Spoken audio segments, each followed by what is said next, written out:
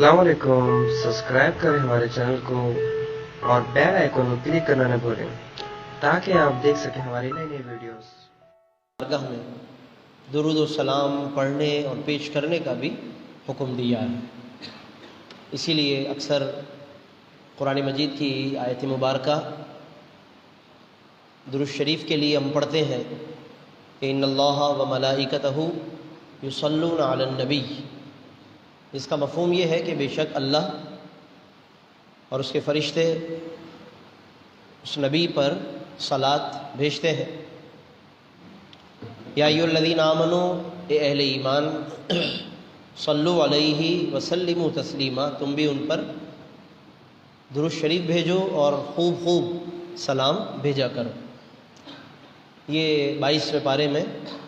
सूरतुल अहज़ाब की आयत 56 है। ये आयत दुरूद भी कहलाती है ये, क्योंकि अल्लाह ने इसमें दुरूद और सलाम पढ़ने का हुक्म फरमाया है। इस आयत के 2 हिस्से हैं। बाद वाले हिस्से में तो अल्लाह ने हमें सबको हुक्म फरमाया कि हम दुरूद और सलाम का नजराना पेश करें, लेकिन पहले वाले हिस्से में अल्लाह ने अपना और अपने फ़रिश्तों का ज़िक्र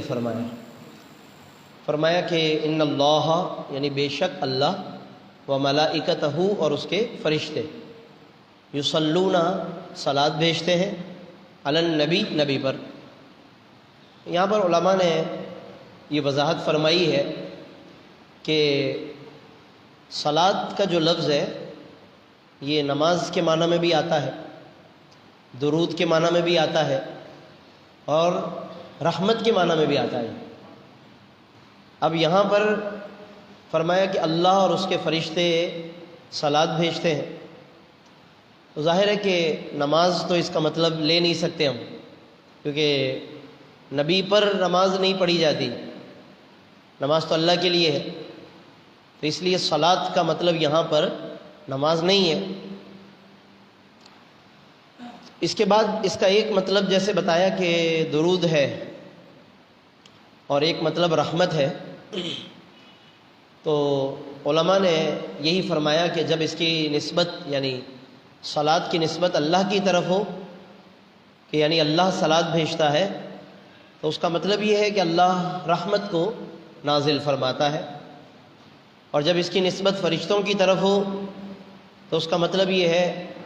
कि फ़रिश्ते उस नबी के लिए रहमत की दुआएं करते हैं।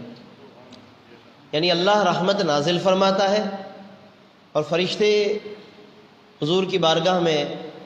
अल्लाह की बारगाह में नबी के लिए रहमत की दुआएं भी करते हैं। और उनमें से फिर जिस जिस को बारगाह रिसालत की हाज़िरी की इजाज़त मिल जाती है फ़रिश्तों को, तो वो बारगाह में हाज़िर होकर सलाम भी भेजते हैं। तो अल्लाह रब्बुल आलमीन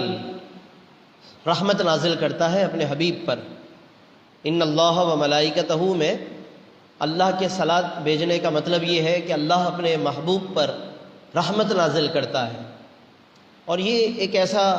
तसलसल है कि हमें नहीं मालूम कि ये सिलसिला कब से शुरू हुआ, हमें नहीं मालूम ये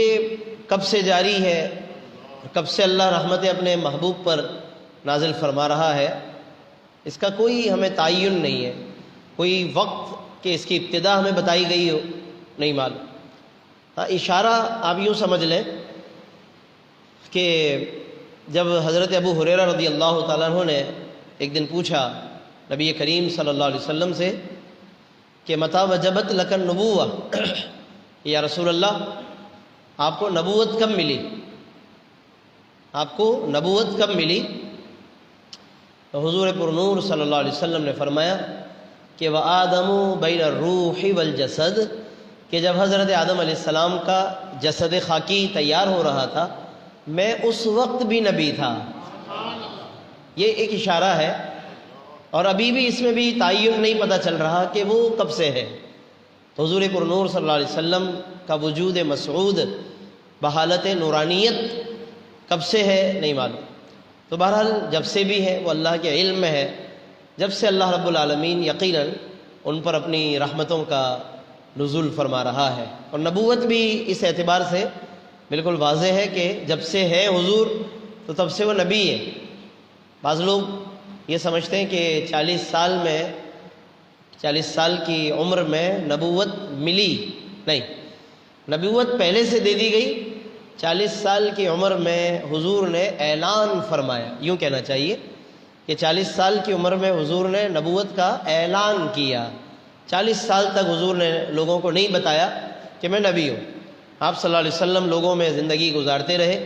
لوگوں کو بھلائی کی تعلیم فرماتے رہے،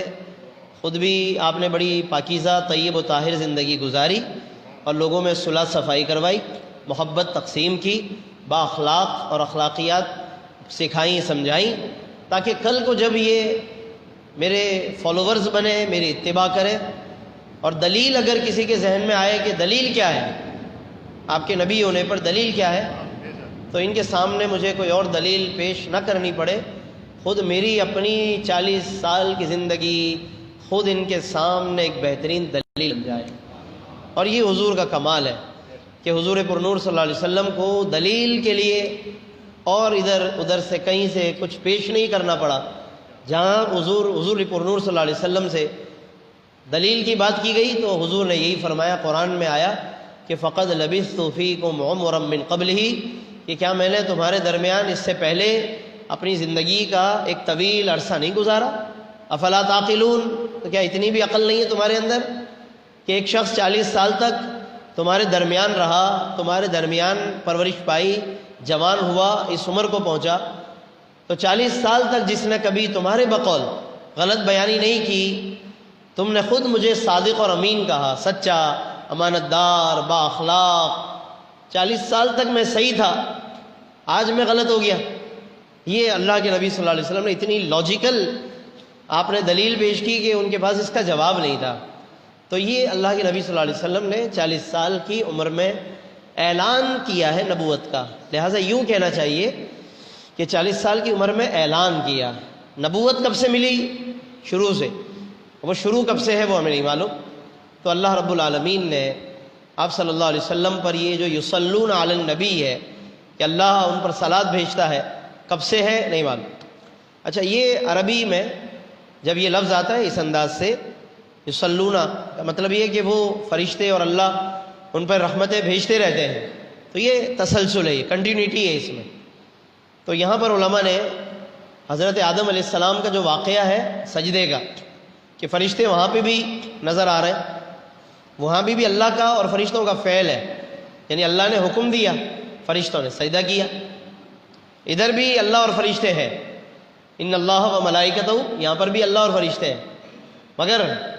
ایک بڑا فرق یہ ہے کہ وہاں پہ وہ فعل، وہ کام ایک دفعہ ہوا، ختم ہو، فسجد الملائکۃ کلھم، سجدہ ماضی ہے، سجدہ کیا، بس ایک دفعہ سجدہ کر لیا، پھر وہ بات ختم ہو۔ انہوں نے جب سجدے سے فرشتوں نے سر اٹھا لیا تو سجدہ پورا ہو گیا۔ اللہ نے انہیں بار بار سجدہ کرنے کا نہیں فرمایا، یعنی سجدہ اللہ نے حضرت آدم کے سامنے ایک دفعہ کروایا، چاہے وہ جتنی بھی دیر تک ہوا، مگر وہ ایک دفعہ حکم دیا گیا، ایک دفعہ عمل کیا گیا اور بات ختم ہو گئی۔ لیکن جب رسول پاک کی باری آئی تو یصلون فرمایا، جس کا مطلب کنٹینیوٹی ہے، صلاۃ و سلام میں بار بار ہے، یعنی اللہ اور فرشتے صلاۃ و سلام میں ایک دفعہ نہیں ہے، اس وقت سے لے کر آج تک شامل ہے اور قیامت تک سلسلہ چلتا رہے گا۔ یہ کتنا بڑا فرق ہے، سجدہ ایک دفعہ سجدہ ہوا حضرت آدم کی بارگاہ میں، پھر وہ بس بات ختم ہو گئی۔ لیکن نبی مکرم صلی اللہ علیہ وسلم پر یصلون کا سلسلہ جب سے چلا ہے، چل رہا ہے اور آج تک بھی جاری ہے اور قیامت تک چلتا رہے۔ آج بھی اللہ کے نبی پر اللہ کی طرف سے رحمتوں کا نزول، کیونکہ یصلون کا مطلب یہی ہے اللہ اپنے حبیب پر رحمت نازل فرماتا ہے، تو یہ ایک تسلسل ہے اور یہ بڑی خوبصورتی ہے۔ اس لیے علماء نے کہا کہ حضرت آدم کو اللہ نے سجود عطا کیا، سجود یعنی سجدہ، فرشتوں کے ذریعے اللہ نے انہیں سجود دیا، اور ہمارے محبوب اور نبی کو درود عطا کیا۔ وہ سجود والے یا درود والے ہیں؟ سجود ایک دفعہ ہوا، درود قیامت تک جاری رہے گا۔ ایک بات تو یہ ہو۔ دوسری بات یہ ہے کہ ان اللہ و ملائکتہ میں یصلون، جب اللہ اپنے حبیب پہ رحمت نازل کرتا ہے، کیونکہ یصلون کا مطلب جب اللہ کے لیے صلاۃ کا لفظ آئے تو اس کا مطلب نزول رحمت ہے۔ تو یہاں پر دو باتیں میں عرض کر دیتا ہوں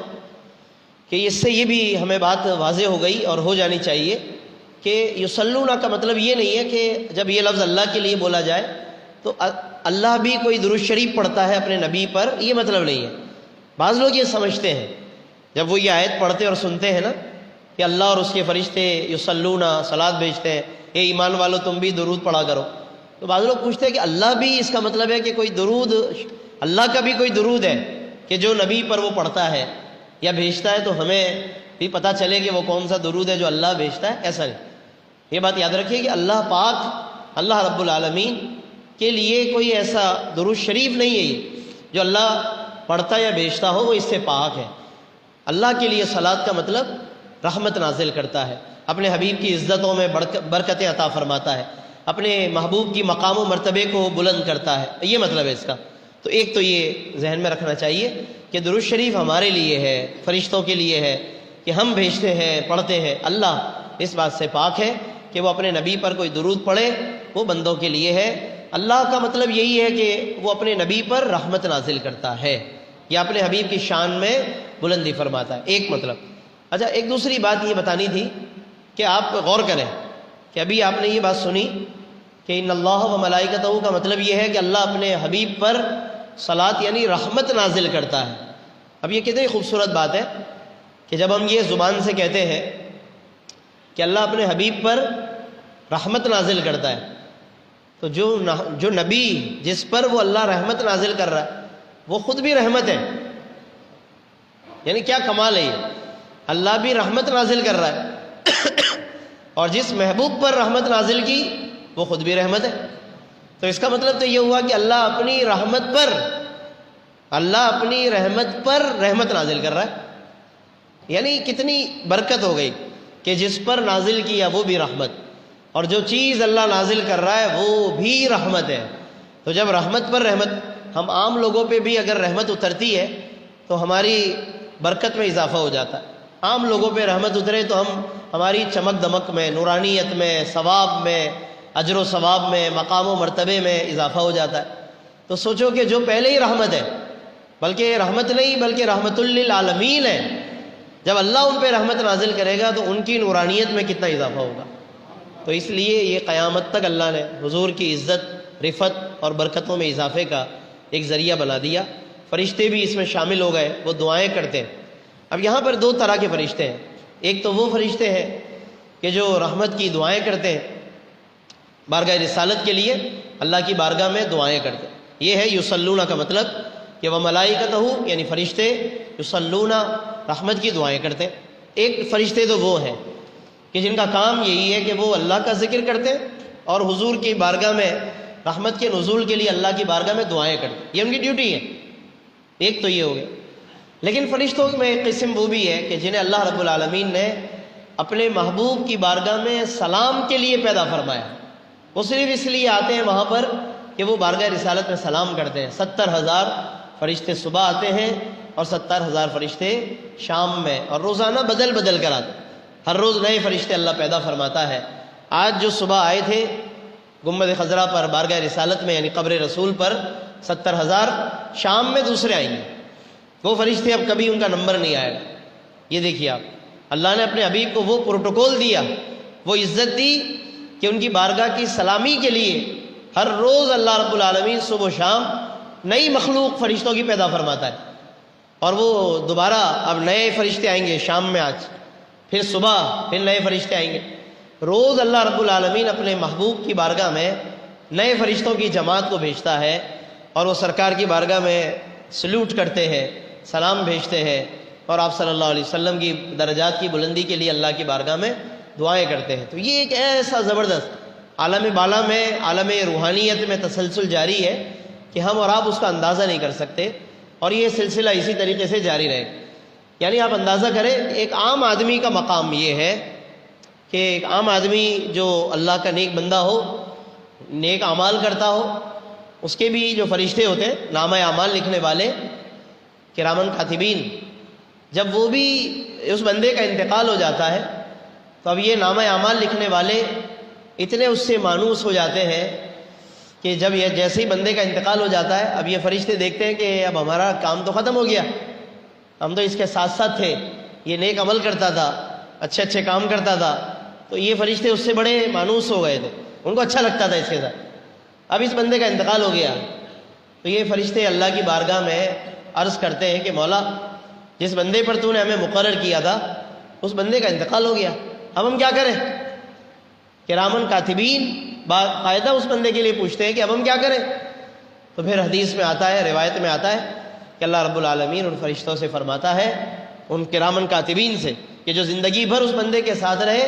اور اس کے نیک اعمال لکھتے رہے، تو جب وہ پوچھتے ہیں کہ اب اس کا انتقال ہو گیا اب ہم کیا کریں، تو اللہ فرماتا ہے کہ اے میرے فرشتوں، اب تم اس کی قبر پر کھڑے ہو جاؤ، قبر کے پاس، اور قیامت تک اس کے لیے مغفرت کی دعا کرتے رہو۔ آپ اندازہ کریں، ایک عام آدمی کا مقام ہے یہ کہ جو اللہ کی بارگاہ میں نیک اعمال کرتا رہا، اچھی مناسب زندگی گزارتا رہا، اللہ کو راضی کرنے کی کوشش کرتا رہا، اس کے فرشتے قیامت تک اس کے لیے اس کی قبر پر مغفرت کی دعائیں کرتے رہتے۔ تو یہ فضیلتیں جو ہم غلاموں کو ملی ہیں، یہ فضیلتیں تو خود محمد مصطفیٰ کے صدقے میں ملی ہیں، تو جن کے صدقے میں ملی تو سوچئے کہ ان کا مقام کیا ہوگا۔ اس نبی معظم صلی اللہ علیہ وسلم کی پھر بزرگی اور ان کی عزت و عظمت کا کیا کہنا، ان کی بارگاہ میں فرشتے کس ادب سے آتے ہوں گے اور کس طرح گویا کہ وہ سلامی پیش کرتے ہوں گے۔ تو یہ ہے ان اللہ و ملائکتہ، کہ بے شک اللہ اور اس کے فرشتے یصلون علی النبی، صلاۃ بھیجتے ہیں نبی کریم صلی اللہ علیہ وسلم پر۔ اس لیے پھر ہمیں فرمایا، ایمان والوں کو فرمایا، یا ایھا الذین آمنوا، اے ایمان والو، صلو علیہ، تم بھی ان پر درود بھیجو، صلو۔ اب یہاں پر ایمان والوں کے لیے جب یہ لفظ آ گیا، مسلمانوں کے لیے، تو اس کا معنی درود ہے کہ تم بھی درود بھیجو، وسلموا تسلیما، اور خوب خوب ان پر سلام بھیجا کرو۔ سلموا کا معنی بھی سلام، تسلیم کا معنی بھی سلام۔ اللہ نے دو لفظ فرمائے، سلام کے لیے دو لفظ ہے، سلموا پھر تسلیما۔ تو علماء فرماتے ہیں کہ جب اس طرح دو دفعہ آ جائے تو اس کے اندر تکرار اور کثرت اور تاکید ہوتی ہے، کہ لہذا اب اس کا مطلب یہ ہے کہ یہ کام تم نے زیادہ کرنا ہے۔ وسلموا، اگر صرف وسلموا ہوتا اس کا مطلب ہے سلام بھیجو، 2-4 دفعہ پڑھ لیا کافی ہے، لیکن نہیں، اللہ یہ چاہتا ہے کہ معاملہ میرے نبی کا ہے نا، تو 2-4 دفعہ سے کام نہیں بنے گا۔ فرمایا وسلموا کے بعد تسلیما، سلام بھیج لیا پھر بھیجو، ایک دفعہ پھر فرمایا پھر پڑھو، یعنی ان کی بارگاہ میں اسی طریقے سے سلام کا سلسلہ جاری رکھو۔ اچھا، پھر اس کا جواب بھی دیکھیے آپ، جب یہاں سے ہم سلام بھیجتے ہیں تو اس کا جواب بھی کثرت سے آتا ہے۔ ایک دن حضور علیہ السلام صحابہ میں تشریف لائے اور چہرے پر بڑی خوشی کے آثار، بڑے خوش اور بڑی چہرے سے خوشی جیسے ظاہر ہو رہی ہے، اور بہت مسکراہٹ ہے، اور رخسار مبارک بھی بڑے نمایاں ہو رہے ہیں، بہت خوشی ہے۔ صحابہ نے عرض کیا، یا رسول اللہ، آج آپ بڑے خوش نظر آ رہے ہیں، کیا وجہ ہے اس؟ حضور نے فرمایا کہ جبریل امین ابھی آئے تھے میرے پاس، ابھی حضرت جبریل امین آئے تھے اور مجھے بڑی خوشخبری دی ہے امت کے لیے، میری امت کے لیے مجھے بڑی خوشخبری دی۔ پوچھا گیا کہ کیا خوشخبری دی؟ تو حضور نور صلی اللہ علیہ وسلم نے بتایا کہ جبریل امین نے مجھے بتایا کہ یا رسول اللہ صلی اللہ علیہ وسلم، اللہ نے آپ کی امت کے، مفہوم حدیث عرض کر رہا ہوں کہ اللہ نے آپ کی امت کے لیے انتظام فرما دیا ہے کہ اگر آپ کا امتی آپ پر 1 مرتبہ درود پڑھے گا تو اللہ رب العالمین اس پر 10 رحمتیں نازل فرمائے گا، 10 نیکیاں اس کو عطا فرمائے گا، اور 10 گناہوں کو اللہ رب العالمین معاف فرما دے گا۔ یہ حضور نور صلی اللہ علیہ وسلم کے وسیلے سے آج بھی گناہ معاف ہوتے ہیں، اس لیے دعائیں جب بھی کریں حضور کے وسیلے سے دعا کرنی چاہیے کہ دیکھیں ان پر درود پڑھنے کی برکت سے گناہ معاف ہو جاتا۔ تو اگر ہم بار بار درود پڑھیں گے تو گناہ کا جو ایوریج ہے، یہ گناہ جس لیول پر ہمارے چلے جاتے ہیں، اور گناہوں کی جتنی کثرت ہوتی ہے دل سخت ہو جاتے ہیں، گناہ کثرت سے ہوتے ہیں تو نمازوں کا لطف کم ہو جاتا ہے۔ تو اس لیے بار بار درود پڑھ کر ان گناہوں کو مٹانا چاہیے۔ ویسے تو گناہوں سے بچنا ضروری ہے، لیکن بتقاضۂ انسانیت و بشریت گناہ ہو جاتے ہیں، تو درود شریف کے ذریعے، نوافل کی کثرت کے ذریعے، اگر نماز قضا ہو گئی ہے ان قضاؤں کو پورا کر کے، توبہ کر کے، درود و سلام پڑھ کر، یہ وہ تمام اعمال ہیں، تمام ذرائع ہیں کہ جن کے ذریعے سے ہم اپنے گناہوں کو مٹا سکتے ہیں۔ تو یہ اللہ کے نبی صلی اللہ علیہ وسلم نے بہت زیادہ خوشی کا اظہار اور اعلان فرمایا۔ اور ایک حدیث میں فرمایا کہ جو امتی مجھ پر درود پڑھتا ہے تو قیامت کے دن اس کا یہ درود جب وہ میرا امتی پل صراط پہ سے گزرے گا۔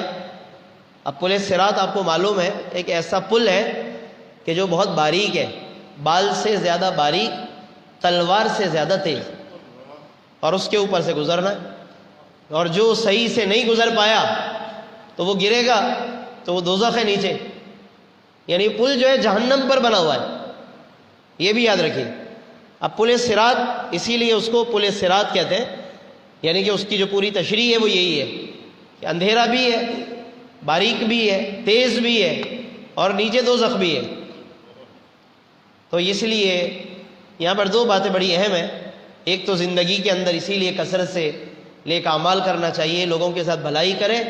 یہی جو لوگوں کے ساتھ بھلائی جو ہم نے کر لی اور ان کی دعائیں لے لی تو وہی مشکل راستے پہ کام آئیں گی۔ وہاں گزرتے ہوئے اچانک اگر گرنے لگیں گے تو کبھی ماں کی دعا کام آ جائے گی،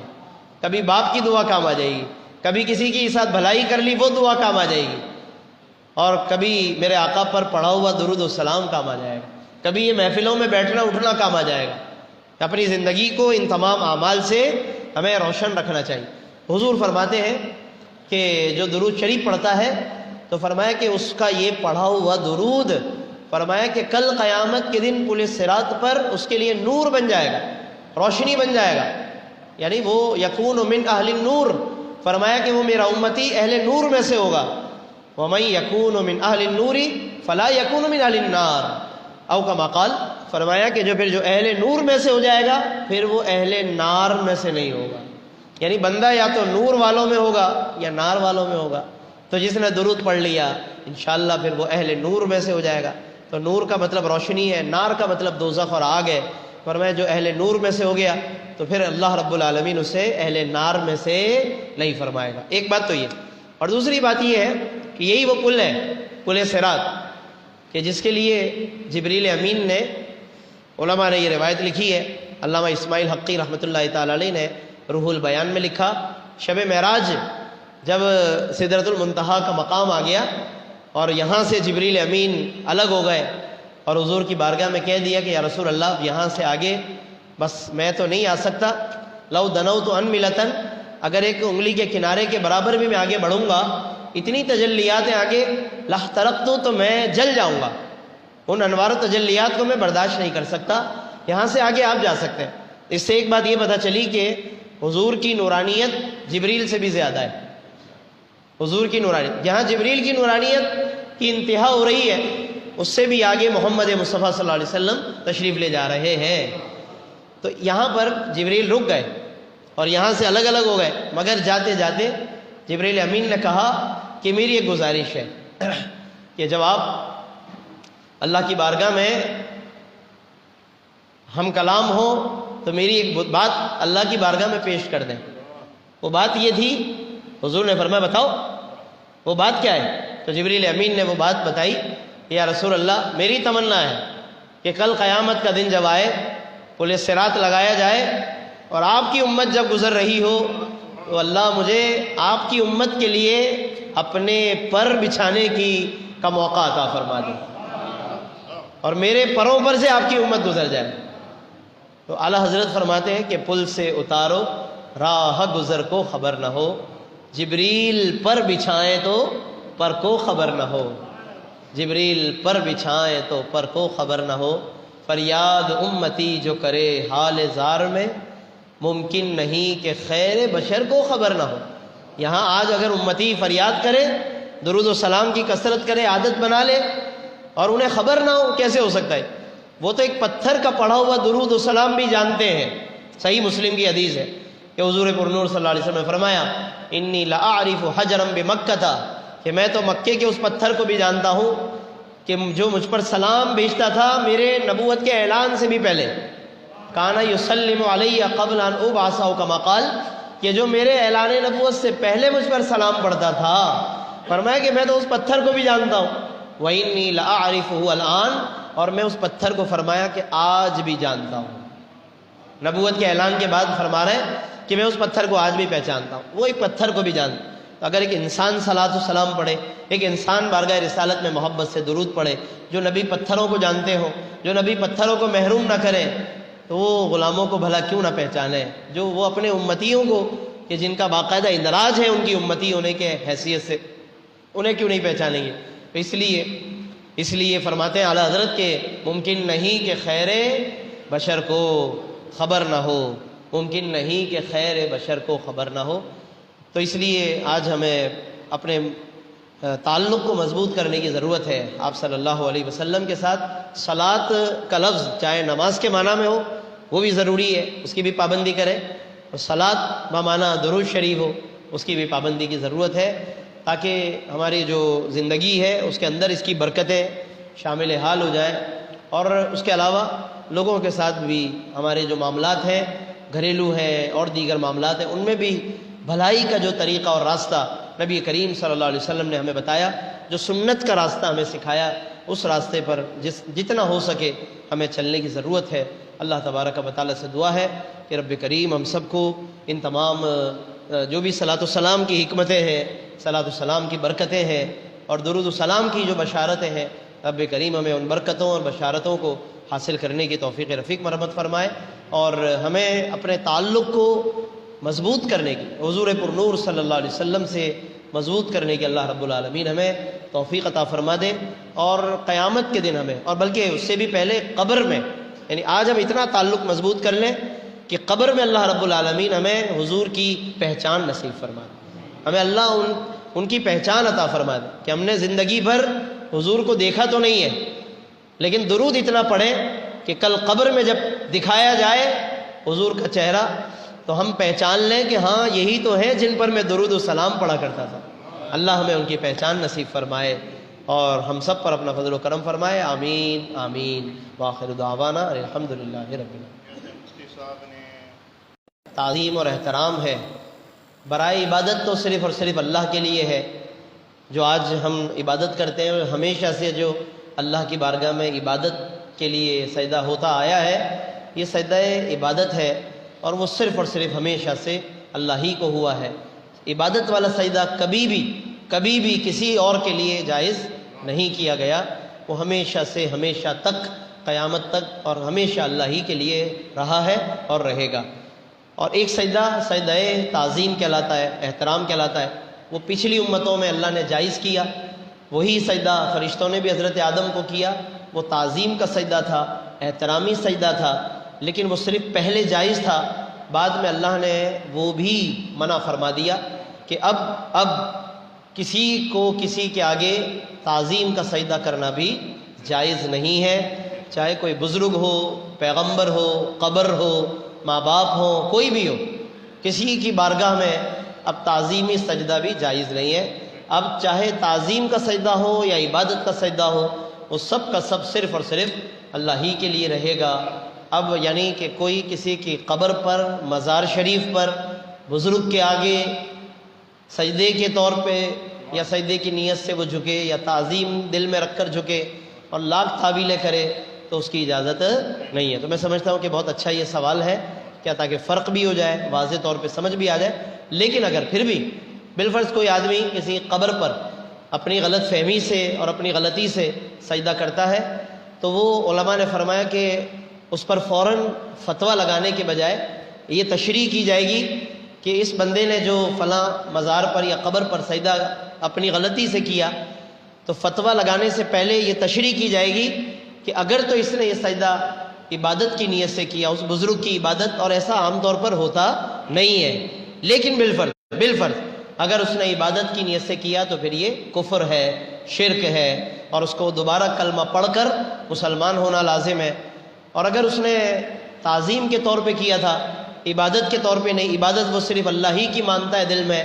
تعظیم کی نیت سے، تو اس کو صرف حرام کہیں گے، کفر نہیں کہیں گے، غلط ضرور کہیں گے، حرام بھی کہا جائے گا، گناہ بھی کہا جائے گا، لیکن کفر کا فتویٰ نہیں لگایا جائے۔ تو یہ لوگ چونکہ ان باریکیوں کو نہیں جانتے، ہر ایک پر فتویٰ اور حکم جلدی میں لگا دیتے ہیں۔ تو بہت سے لوگ جو قبرستانوں میں، مزارات پر غلطیاں کرتے ہیں، تو ان میں سے ہر ایک پر کفر کا حکم لگانا نہیں چاہیے۔ تشریح ہے اس کے اندر کہ اگر عبادت کی نیت ہو تو کفر ہے، تعظیم کی نیت ہو تو حرام ہے، یعنی منع دونوں ہے، دونوں کے دونوں منع ہے، لیکن ایک میں کفر کا حکم ہے اور ایک میں نہیں ہے، تو یہ باریکی ہے اس کے اندر۔ اسی لیے کبھی بھی کسی پر کوئی بھی حکم لگانا عام لوگوں کے لیے تو خاص طور پر قطعاً اجازت نہیں ہے کہ وہ اس طرح کے فیصلے کرے، علماء سے رجوع کر کے باریکیاں سمجھ کر پھر اس کے مطابق جو بھی شرعی حکم ہو اس کی تفصیل بیان کرنی چاہیے۔ اللہ تبارک و تعالی ہمیں ان تمام باتوں کو، شرعی مسائل کو سمجھنے یاد رکھنے کی توفیق عطا فرمائے۔ الحمدللہ رب العالمین والصلاة والسلام علی سید المرسلین ربنا تقبل منا انک انت السمیع العلیم وتب علینا انک انت التواب الرحیم۔ الہ العالمین یا ارحم الراحمین، اس محفل پاک کو اپنی بارگاہ میں قبول فرما، اس کی برکت سے ہمارے والدین کی، کل امت مسلمہ کی مغفرت فرما، ہمارے صغیرہ کبیرہ گناہوں کو معاف فرما، ہم سب کے علم اور عمل میں، ایمان میں برکت عطا فرما، رزق میں برکت عطا فرما، پریشانیاں مشکلات دور فرما، مولا کریم جو بیمار ہیں انہیں شفا عطا فرما، جن کے گھروں میں بچیاں رشتوں کے لیے بیٹھی ہیں مولا کریم ان کو اچھے رشتے عطا فرما، اچھی نسبتیں عطا فرما، جو بے روزگار ہیں ان کو اچھا روزگار عطا فرما، جن کے اوپر قرض ہے ان کو قرض کے بوجھ سے نجات عطا فرما، ان کے قرضوں کی ادائیگی کے لیے خزانہ غیب سے انتظام فرما۔ مولا کریم ہماری دعائیں سب کے حق میں قبول فرما، کثرت سے درود و سلام کی توفیق عطا فرما، حضور پر نور صلی اللہ علیہ وسلم سے ہمیں اپنے تعلق کو مضبوط کرنے کی توفیق عطا، قبر میں حضور کی پہچان نصیب فرما، آخرت میں ان کی شفاعت عطا فرما، پل صراط پر حضور کا سہارا عطا فرما، اور مولا کریم دنیا اور آخرت میں اور قبر میں ہر طرح کی رسوائی سے محفوظ فرما، ہر بری گھڑی برے وقت سے محفوظ فرما، اور مولا کریم ہماری دعائیں اپنے محبوب صلی اللہ علیہ وسلم کی طفیل پوری امت کے حق میں قبول فرما، اس مدرسے کو، مسجد کو ترقی عطا فرما، تمام طلباء دین کو ترقی عطا فرما، جو قاری صاحبان ہیں اور ہمارے قبلہ قاری اسلم چشتی صاحب ہیں، وہ جتنی محنت فرماتے ہیں اس محنت کو کے اندر مزید برکت عطا فرما، جتنے لوگ تعاون کرتے ہیں ان کے تعاون کو قبول فرما، یا رب بالمصطفیٰ بلغ مقاصدنا واغفر لنا ما مضى یا واسع الکرم ان اللہ وملائکتہ یصلون علی النبی یا ایھا الذین آمنوا صلوا علیہ وسلموا تسلیما اللہم صل علی سیدنا مولانا محمد وبارک وسلم صلاۃ و سلام علیک یا سیدی یا رحمۃ للعالمین سبحان ربک رب العزۃ عما یصفون سلام علی المرسلین والحمد للہ رب العالمین لا الہ الا اللہ۔